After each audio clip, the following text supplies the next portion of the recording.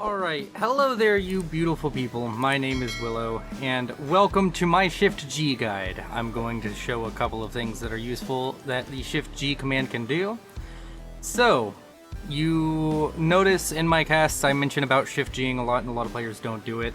And here we have a bunch of striker tanks controlled by this easy AI. What we're going to do is we're going to give a move order, we're going to hold shift, and we're going to right click on as many as we can in as short a time as we can. And then we're going to go back, we're going to press Shift G. You'll notice all of these red lines. That means that after all of these planes get to their own individual spot, they will attack the targets. They still have the entire queue. They're still queued up to attack every single tank one after the other. But they do it in a different order. And that is the key to it. So what we're going to see here is we're going to see a bunch of Aeon planes come kill off the UEF tanks in a very efficient manner. So that's what Shift G does. There's other applications for Shift G that I'll show really quick, and this video is going to be very short. But as you can see, the bombs going for different targets, and all of the tanks are dead. If you want to see this on a larger scale, I can do that. Let's go ahead and grab medium tank for the AI. Let's create 100 of these. Okay, that did not work the way I wanted it. Let's create 100 of the medium tanks. 100. Create. Put them right here, and then we can select all of them and have them go to a position, switch back to me, and do the entire thing. Hold shift, do this, and we're going to right click on as many of them as we can in a short period of time. This time I won't be able to click all of them, but you kind of want to spread out your order so that way the AoE goes to multiple points. Hit Shift G.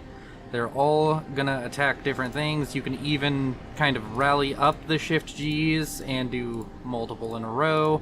It doesn't really make a huge difference if you do. And as you can see, all of the bombers are gonna come in, and because I'm a YouTuber, I'm gonna do the entire cool looking thing where I do this, and we can see all of the planes flying in. They will all go for different targets. You can see the planes spreading out. This is how you get very cool cinematic shots.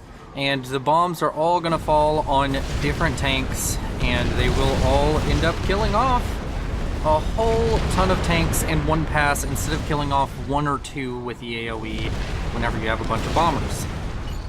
Another thing you can do with Shift G is, let's go ahead and show you another situation. Let's say I want my Aeon Land Tech 1.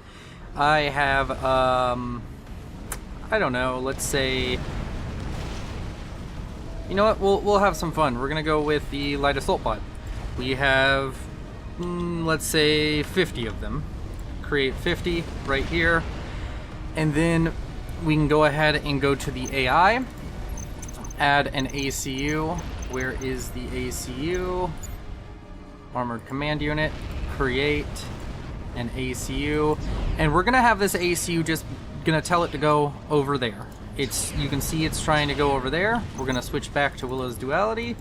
And normally when you're trying to chase down an ACU, you're gonna have an issue of your units kind of like clump up. They'll get into range, but they won't mess up with the pathfinding.